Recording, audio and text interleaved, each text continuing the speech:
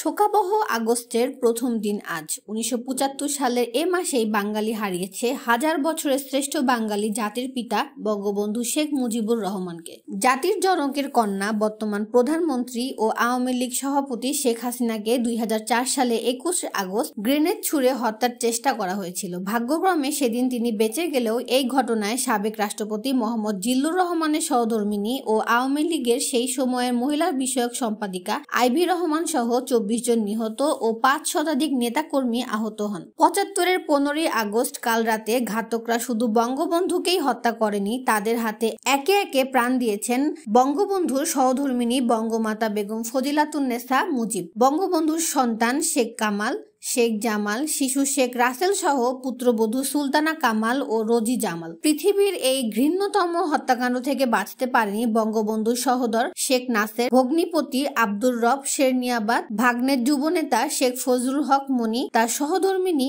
আরজু মনি ও colonel Jamil সহ পরিবারের ১৬ জন সদস্য ও আত্মীয় স্বজন। সেনাবাহিনীর কিছু সংখ্যক বিপথগামী সদস্য সপরিবারে জাতির পিতা বঙ্গবন্ধুকে হত্যা করার পর গোটা বিশ্বে নেমে আসে তীব্র শোকের ছায়া।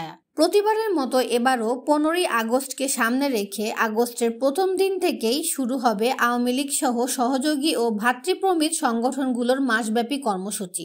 বিভিন্ন সামাজিক, রাজনৈতিক ও সাংস্কৃতিক সংগঠনও বিভিন্ন কর্মসূচির উদ্যোগ নিয়েছে। ৩১ জুলাই বুধবার দিবাগত রাত ১২টা ১ মিনিটে মোমবাতি প্রজ্বলন ও আলোর মিছিলের মধ্য দিয়ে কর্মসূচি শুরু করা হয়।